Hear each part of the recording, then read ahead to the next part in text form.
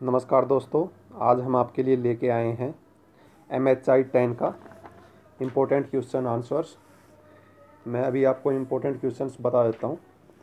दिसंबर के जो छात्र हैं जिनका एग्ज़ाम अभी चल रहा है और अभी कल यानी 9 मार्च 2021 को जिनका एग्ज़ाम होना है, उनके लिए मैं इम्पोर्टेंट क्वेश्चन लेके आया हूँ। जिन्होंने अभी तक पढ़ाई नहीं किया है, वो अभी बहुत कम समय बच गया है, तो उसके दौरान वो क्या क्या पढ़ के जाएँ, इसके दौरान देख लो। तो मैं यहाँ पे डिस्कस करूँगा दिसंबर 2018 और दिसंबर 2019 के क्वेश्चन पेपर के बारे में।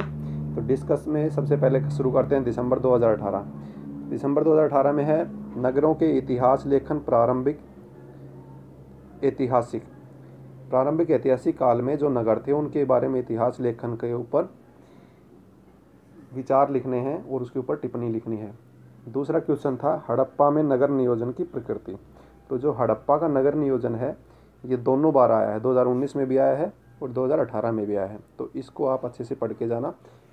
हड़प्पा में नगर नियोजन की प्रकृति ये हर बार आ रहा है, क्योंकि इस सब्जेक्ट में हमको ज़्यादा पीछे के क्वेश्चन पेपर उपलब्ध नहीं होते हैं, तो हमें 2 साल के क्वेश्चन पेपर उपलब्ध हुए हैं। इसके दौरान का हम देख रहे हैं। तीसरा क्वेश्चन था प्राचीन संस्कृत साहित्यिक ग्रंथों में नगरों के निरूपण की आलोचनात्मक अध्ययन। तो प्राचीन जो संस्कृत के साहित्यिक जो ग्रंथ थे उनमें जो नगरों का निरूपण था उनका अध्ययन, उनके बारे में टिप्पणी आपको लिखनी है। चौथा क्वेश्चन है विजयनगर। विजयनगर काल के दौरान नगरवाद तथा नगरीय प्रक्रियाओं के विकास की जांच। तो विजयनगर का भी काफ़ी इम्पोर्टेंट है और ये इसको अच्छे से पढ़ के जाना। जो इसके क्वेश्चन को दूसरी तरह से भी पूछ सकता है कि प्रायद्वीपीय भारत के मुख्य नगरों का आप विवरण दीजिए या टिप्पणी लिखिए। फिर क्वेश्चन नंबर 5वां है, इसके अंदर 4 ऑप्शन दिए गए हैं आपको। हड़प्पा वासियों की समाधान प्रथाएं। जो हड़प्पा वासियों की समाधान प्रथाएं हैं इसी को आप शॉर्ट के अंदर हड़प्पा नगरों का नगर नियोजन इसके अंदर भी आप डाल सकते हैं, तो ये आपका इजी हो जाएगा और थोड़ा वो बढ़ जाएगा, उसका आपका कंटेंट है बढ़ जाएगा। सिरकप की प्राचीन नगर। और तीसरा है मंदिर नगरों की विशेषताएं। मंदिर नगर के अंदर आपके साउथ के जितने नगर हैं, कांचीपुरम है और दूसरे हैं, तो उनके आप लिख सकते हो। मैं लास्ट में आपको इम्पोर्टेंट भी बता दूंगा। मंदिर नगरों की विशेषताएं, उसके बाद में कालपी के ऊपर टिप्पणी लिखनी है। छठा क्वेश्चन है मुगल कालीन नगरों की प्रमुख विशेषताएं। मुगल कालीन नगरों के ऊपर भी बहुत इंपॉर्टेंट है और इस बार आने की पूरी संभावना है। दूसरा ब्रिटिश काल के अधीन भारत में नगर नियोजन, तो ये भी क्वेश्चन आपको आ सकता है। क्वेश्चन नंबर 8 है किस प्रकार नस्ल वर्ग और जातीयता ने नगरीय वातावरण पर नियंत्रण में आकार प्रदान किया। क्वेश्चन नंबर 9 है नगर नियोजन पर गेडसे और बोगले के विचारों पर एक टिप्पणी लिखिए।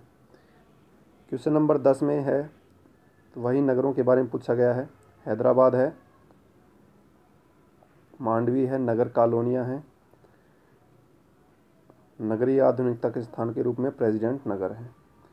अभी हम चलते हैं दिसंबर 2019 का क्वेश्चन पेपर के ऊपर।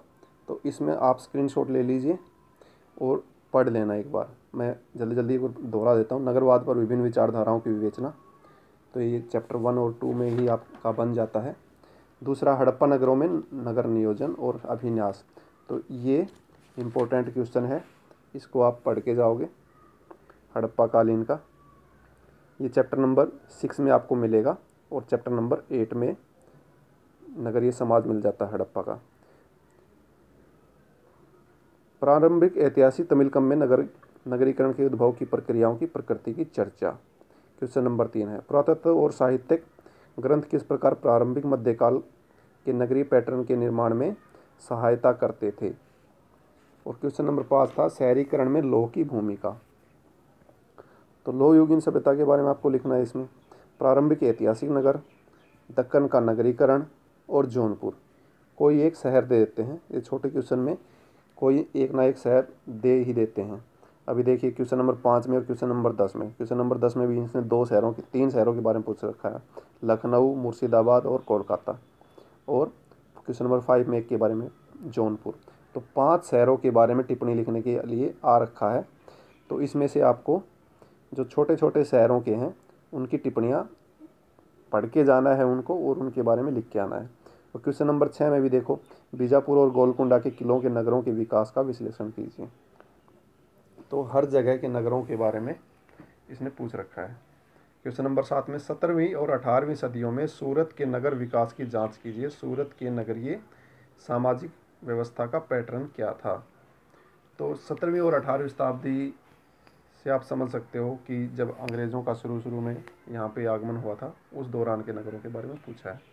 और फिर बाद में क्वेश्चन नंबर 8 वही है, इसको आप दूसरी तरह से घुमा के पूछ सकता है। अंग्रेज़ों द्वारा अपनी वास्तुकला शैली में इंडो सार्सेनिक स्थापना शैली की भारतीयों ने किस प्रकार अपनाया।